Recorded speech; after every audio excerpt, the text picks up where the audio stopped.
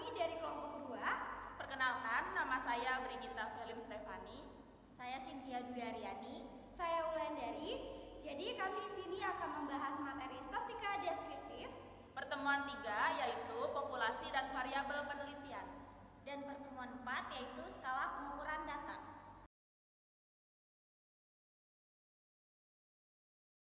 Di sini aku akan menjelaskan bab 3, yaitu mengenai populasi dan variabel penelitian. 1. Populasi dan sampel. A. Populasi. Dikatakan populasi, yaitu suatu wilayah generalisasi yang terdiri dari objek atau subjek, di mana mempunyai kualitas dan karakteristik tertentu, yang ditetapkan peneliti untuk dipelajari dan selanjutnya akan ditarik suatu kesimpulan. Contohnya, jumlah mahasiswa yang ada di suatu perguruan tinggi. B. Sampel. Sampel merupakan bagian dari populasi, yaitu bagian dari jumlah dan karakteristik yang dimiliki oleh populasi. Sampel yang diambil dari populasi harus bisa bersifat representatif, artinya bisa mewakili sebagai data yang akan diteliti. Contohnya, sebagian dari jumlah mahasiswa yang ada di suatu perguruan tinggi. 2. Teknik sampling. Teknik sampling atau yang sering kita dengar adalah teknik pengambilan sampel. Dalam menentukan suatu sampel di penelitian tertentu, ada beberapa teknik sampling yang harus diperhatikan, yaitu A. Probability sampling. Artinya, adalah teknik pengambilan sampel di mana memberikan peluang yang sama untuk setiap bagian populasi yang akan dipilih menjadi sampel penelitiannya. Teknik sampel ini dibedakan menjadi 4. Yang pertama, simple random sampling. Kedua, proportionate stratified random sampling. Ketiga, disproportionate stratified random sampling. Keempat, cluster sampling. B. Non-probability sampling. Perbedaannya dengan sebelumnya, bahwa teknik ini merupakan teknik pengambilan sampel yang tidak memberi peluang yang sama untuk setiap anggota populasi untuk dipilih menjadi sampel. Teknik ini juga dibagi menjadi beberapa jenis sampling, yaitu yang pertama, sampling sistematis, kedua, sampling kuota, ketiga, sampling incidental, keempat, sampling posposif, kelima, sampling jenuh, keenam, snowball sampling. Ketiga, variabel penelitian. Variabel penelitian adalah segala sesuatu yang berbentuk apa saja yang bisa ditetapkan oleh peneliti untuk bisa dipelajari sehingga memperoleh informasi yang dapat ditarik kesimpulan. Ada beberapa macam variabel penelitian, yaitu pertama, variabel independen, kedua, variabel dependen, ketiga, variabel moderator, keempat, variabel intervening, kelima, variabel control. Selanjutnya, yaitu ada konstanta dan variabel. Konstanta merupakan suatu lambang untuk menyatakan objek yang sama secara keseluruhan. Sebagai contoh, konsep konstanta adalah tipe ideal keluarga dalam birokrasi maupun revolusi. Konsep yang kedua adalah variabel, artinya suatu yang merupakan unsur dalam menentukan perubahan tertentu. Sebagai contoh, misalnya pengukuran kepadatan penduduk ataupun yang lainnya. Dalam ruang lingkup ilmu sosial, penelitian lebih diarahkan terhadap perubahan itu sendiri. Variabel kuantitatif dan kualitatif. Variabel kuantitatif artinya suatu variabel yang hasil dari pengamatan dapat bervariasi dalam hal jumlah. Tentunya, dalam melakukan suatu penelitian, yang termasuk dalam variabel kuantitatif adalah angka kelahiran, angka kematian, angka penduduk Indonesia, dan sebagainya. Lebih sederhana lagi, misal variabel usia, tinggi badan, berat badan, ataupun yang lainnya. Variabel kualitatif, kebalikannya dari variabel kuantitatif. Kualitatif artinya variabel yang lebih pengamatannya bervariasi dalam jenis, bukan jumlah atau tingkatan. Sebagai contoh, variabel cara pengolahan sampah, status perkawinan, jenis agama, dan lain-lain.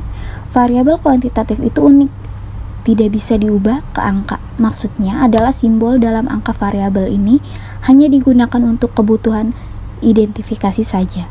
Contoh, simbol 1 untuk angka wanita, dan jika angka 2 untuk laki-laki. 6. Variabel diskrit dan kontinu.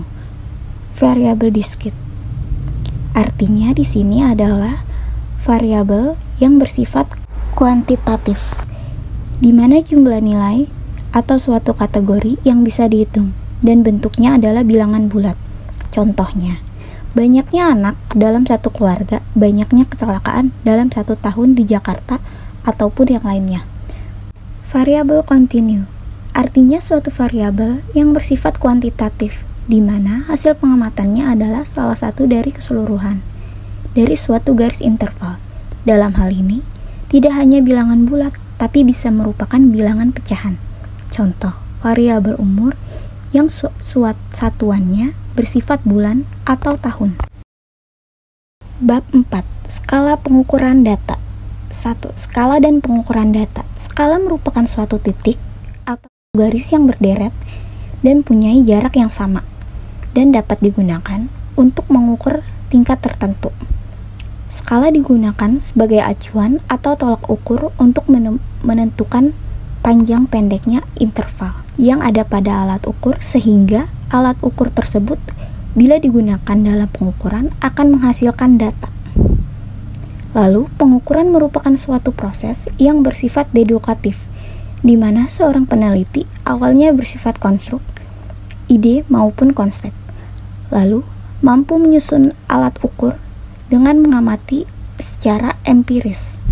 Proses pengukuran dibagi menjadi 2 tahap, antara lain konseptualisasi dan operasionalisasi. Tahapan pertama yang merupakan konsep variabel yang ada di dalam suatu hipotesis suatu penelitian. 2. Skala pengukuran. Skala pengukuran adalah penentuan atau penetapan skala atas suatu variabel berdasarkan jenis data yang melekat dalam variabel penelitian. Skala pengukuran merupakan acuan atau pedoman untuk menentukan alat ukur demi memperoleh hasil data kuantitatif. Ini memang penting karena perbedaan jenis data berpengaruh dalam memilih, uji, dan alat dalam statistik. Jika ada hasil yang tidak sesuai, yaitu antara skala pengukuran terhadap uji statistik yang digunakan dalam selama penelitian, maka akan dihasilkan kesimpulan bias. Contohnya, alat ukur panjang adalah meter, berat adalah kilogram, ton, kuintal, dan sebagainya. Yang pertama, skala pengukuran nominal. Skala pengukuran ini merupakan skala pengukuran yang paling sederhana. Pada dasarnya, skala ini hanya digunakan untuk membedakan antara data yang satu dengan data lainnya tanpa membuat adanya tingkatan. Contohnya, jenis kelamin. Perempuan dan laki-laki, di mana kita ketahui bahwa dari jenis kelamin tersebut tidak dapat dikatakan bahwa jenis kelamin laki-laki lebih tinggi tingkatannya atau sebaliknya. Data yang termasuk data nominal juga pasti akan termasuk ke dalam data kategori. 2. Skala pengukuran ordinal. Skala pengukuran ordinal adalah suatu pengukuran yang tidak mengkategorikan variabel dengan menunjukkan perbedaan antara berbagai kategori, tapi harus mengurutkan berbagai cara. Skala pengukuran ordinal hampir mirip dengan pengukuran nominal. Hanya saja di skala pengukuran ini, tingkatan dari data diperhatikan. Contohnya, tingkatan pendidikan SD, SMP, SMA. Tentunya pendidikan SD akan lebih rendah jika dibandingkan 2 tingkatan lainnya, dan sebaliknya. Data yang digunakan untuk skala pengukuran ini juga menggunakan data kategori. 3. Skala pengukuran interval. Skala pengukuran interval merupakan skala yang mempunyai karakteristik yang sama, yang dimiliki skala nominal dan ordinal, dengan tambahan di mana intervalnya tetap. Dalam hal ini, skala interval dapat menentukan suatu perbedaan urutan maupun suatu kesamaan besaran pada variabel tertentu.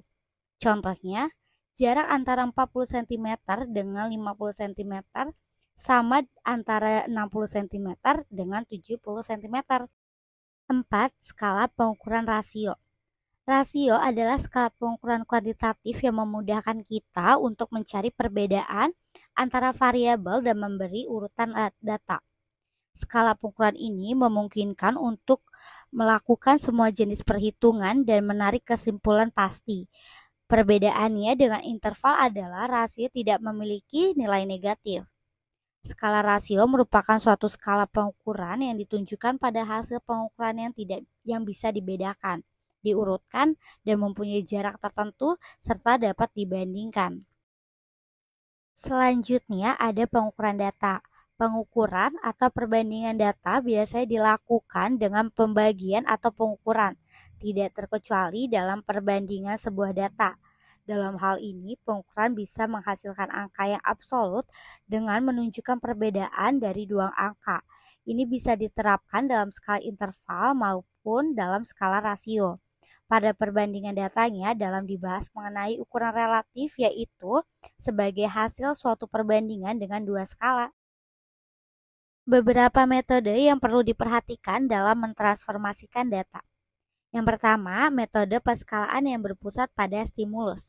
Metode penskalaan berbasis stimulus merupakan metode penskalaan dengan menempatkan serangkaian stimulus dalam suatu continuum point.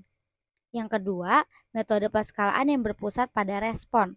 Metode penskalaan berpusat pada respon merupakan metode penskalaan di mana respon subjek dibuat dalam suatu rentang poin tertentu. Metode ini disusun berdasarkan distribusi respon subjek. Salah satu contoh metode ini adalah skala Likert. Respon subjek diberikan dalam taraf kesetujuan atau ketidaksetujuan dalam berbagai variasinya. Yang ketiga, metode penskalaan yang berpusat pada subjek. Pada metode penskalaan berpusat pada subjek, penyusunan tes meletakkan subjek dan atau individu yang akan dihadapi pada poin yang berbeda secara kontinu. Metode ini banyak digunakan, misalnya dalam pengelompokan siswa menggunakan skor Z, persentil, atau skor IQ. Jenis-jenis skala pengukuran untuk alat instrumen dalam angkat atau kuesioner melalui pendekatan. Yang A ada skala Likert. Skala Likert adalah skala atau pengukuran yang digunakan untuk mengukur sikap, pendapat, atau persepsi seseorang atau sekelompok orang mengenai suatu peristiwa dan fenomena sosial, berdasarkan definisi operasional yang telah ditetapkan oleh peneliti. Yang B ada skala Goodman. Skala Goodman biasanya akan digunakan jika peneliti membutuhkan jawaban yang tegas terhadap isu atau permasalahan yang akan diteliti. Skala ini akan didapatkan pada jawaban ya atau tidak, atau benar dan salah. Yang ketiga, yang C ada skala Truston. Dalam skala Truston memang masih belum banyak digunakan. Dalam hal ini, skala Truston tidak menyarankan untuk pengajian pertanyaan terlalu banyak. Untuk skala Truston diperkirakan butir pertanyaan atau pertanyaannya adalah 5-10 butir soal. Nah, yang terakhir ada D, semantik diferensial. Semantik diferensial merupakan alat ukur efektif yang dapat digunakan untuk mengukur respon estetik siswa. Untuk mengetahui validitas alat ukur ini digunakan analisis faktor. Berbagai hasil penelitian menunjukkan bahwa alat ukur respon estetik yang dikembangkan memiliki validitas yang baik.